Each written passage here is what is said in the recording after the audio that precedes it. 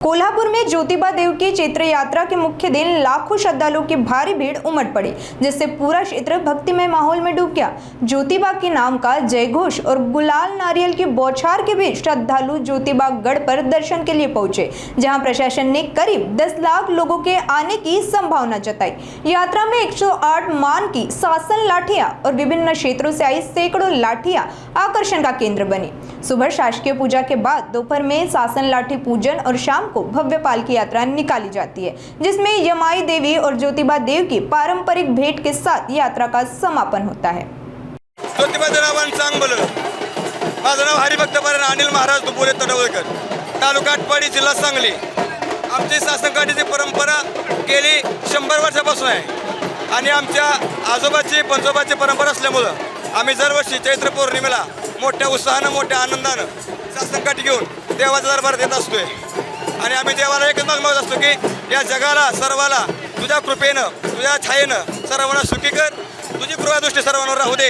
या निमित्तानं आम्ही दरवर्षी यात्रेला येत असतोय। ही आमची परंपरा आहे शासनकाठीची, आमच्या रक्तात नाद आहे शासनकाठीचा।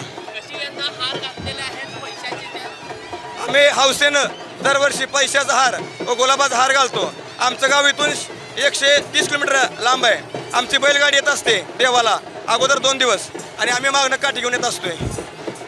फार महाराष्ट्रासह अखंड महाराष्ट्र, कर्नाटक, गुजरात आणि आंध्र प्रदेश आदी राज्यांचे कुलदैवत असणारा दख्खनचा राजा श्री ज्योतिबा या ज्योतिबा देवाची चैत्र यात्रेचा आज मुख्य दिवस। सकाळी श्रींचा महाअभिषेक, प्रांताधिकारी शासकीय अभिषेक तहसीलदार यांच्या हस्ते आज सकाळी महाअभिषेक ज्योतिबा देवाचा झालेला आहे।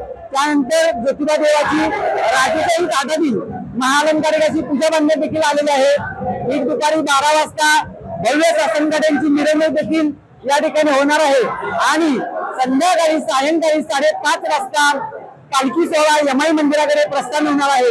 त्या यमाई मंदिराकडे जमदग्नी ऋषी आणि रेणुका देवीचं विवाह सोहळा संपन्न होतो आणि या विवाह सोहळ्यात नाथ केदार म्हणजे दख्खनचा राजा उपस्थितीमध्ये आपल्या सर्व लवाजमासह सर्व भाविकांचा मेळा घेऊन त्या ठिकाणी पोहोचतात आणि या ठिकाणी यात्रेची सांगता होते।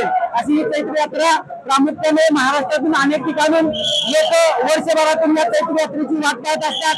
या येणाऱ्या लोकांचा ओघ या यात्रेला भरपूर आहे आणि भाविकांची या सर्व जी काही राहण्याची सोय आहे, राहण्याची, आंघोळीची आणि त्यांची जेवणाची नैवेद्याची ही सर्व सोय आमच्या पुजारी वर्गातून या ठिकाणी केली जाते।